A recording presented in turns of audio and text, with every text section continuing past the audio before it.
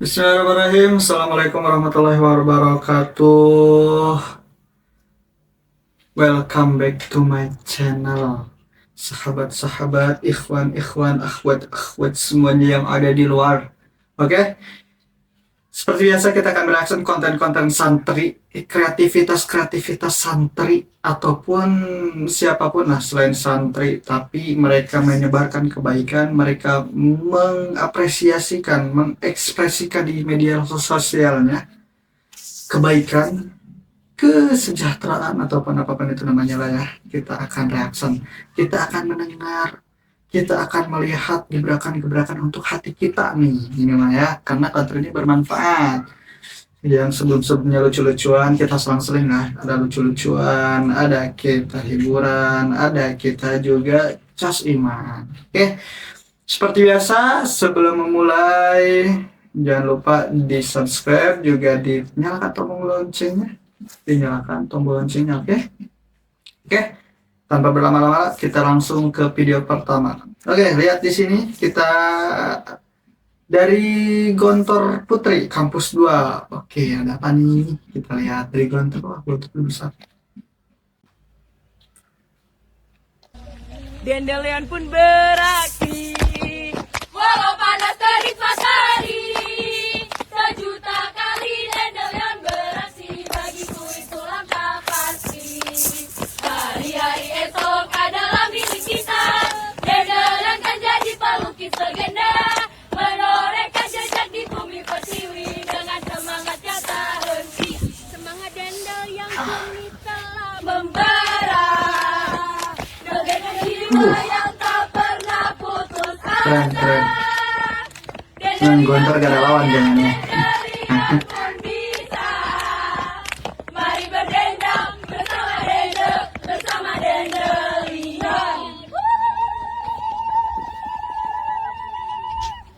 Very good, very well. We are Dendel. World Muslim Scott Jamboree 2025. We are Muslim, civilized, united, and peaceful. Allahu Akbar. Keren lah ya, ini dari Gontor Putri Kampus 2. Emang Gontor mah banyak kreativitasnya, bahkan mereka udah buat film. Ini kita harus belajar kan. Ya, keren. Next, dari Yayasan Nurul Hidayah 85. Ada apa nih? Enggak sih. Sholat yuk. Duluan aja nanggung. Yuk.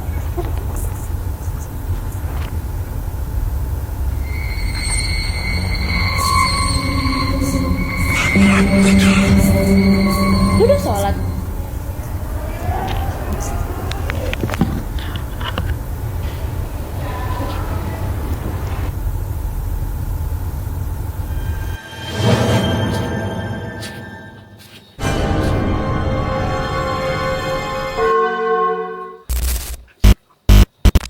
Lu lagi haid? Wush, itu siapa itu? Tuh. Malaikat maut jangan-jangan dari itu ya. Ya, begitulah teman-teman. Kalau kita diajak sholat, diingatkan sholat, langsung aja. Kita semua itu kan. Disangkanya siapa tadi, manrob buka. Ternyata dikira teman. Ternyata bukan. Hati-hati. Mati tidak ingat tempat dan tidak ingat waktu. Next. Dari Ijaz 1453. Harusnya lu tahu kan pacaran tuh haram. Tahu lah, udah sering denger. Tapi apa? Tapi kenapa ya rasanya kayak halal kalau cuma chattingan sampai jam 3 pagi? Ya gak tahu. Setan lembur kali. Terus kenapa setiap habis ketemu dia gua ngerasa dosa, tapi pengen ketemu lagi karena lo tuh candu bukan cinta. Habis itu ini salah siapa? Salah lo sendiri yang udah tahu itu salah tapi tetap dikuatin agar lo bisa terus ngelakuin. Tapi karena niatnya baik. Niat baik itu nggak selalu jadi jalan yang baik. Tapi kadang niat baik itu cuman alasan buat menunda tobat doang. Terus kalau antum sekarang gimana? Ya gue masih sayang tapi gue milih ninggalin. Karena menurut gue cinta sejati itu nggak ngajak kita ngejauhin dari Allah.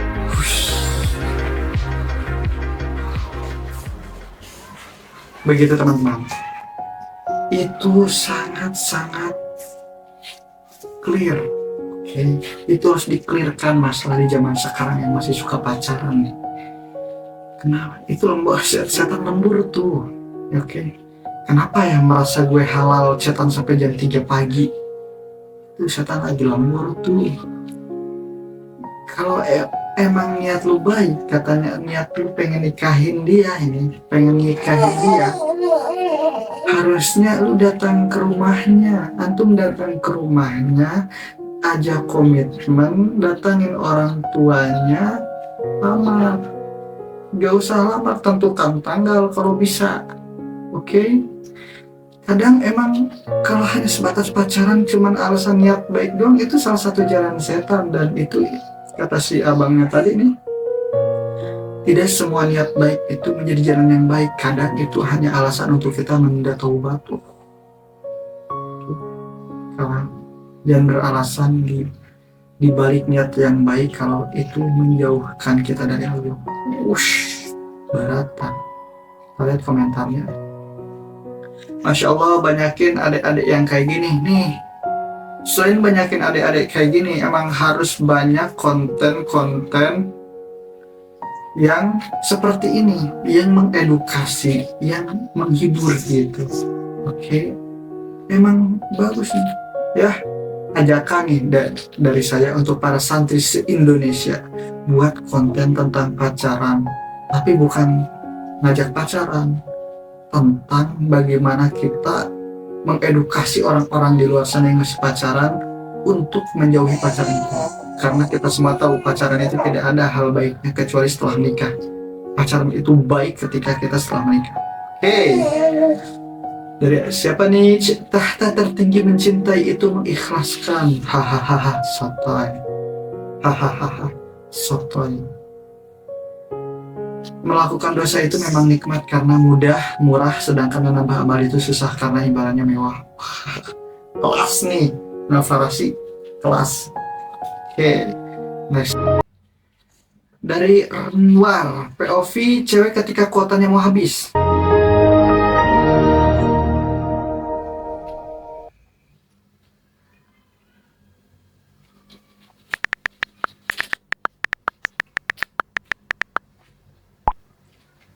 Modus.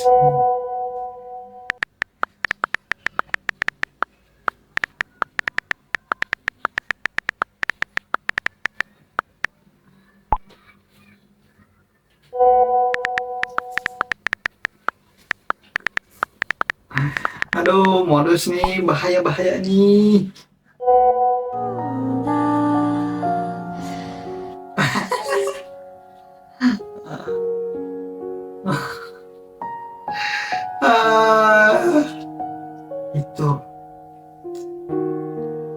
Itu kenapa pacaran itu dilarang. Kalian selalu berharap ke makhluk. Oke, kalian selalu berharap cowok kalian atau cewek kalian garda terdepan yang akan memberikan segalanya. Salah bro, salah. Oke, tuh modus pengen dibeliin kuota, pada akhirnya si cowoknya, ya kalau ada kuota nanti chat aku lagi, band modcast tuh. Itu merusak diri itu. Kita lihat komentarnya. Wahai cewek gak pernah gitu dia. Maka dikit dong wahai cowok. Lebih baik mengeluarkan untuk orang tua daripada pacar kita. Apa? Pacar kita. Seumur hidup belum pernah gini malu. Pelit banget sih Ayang. Bukan pelit, dia tahu pengeluaran mana yang lebih penting. Wih, ada backsound nih. Next. Dari pesantren Mardotilah 2013.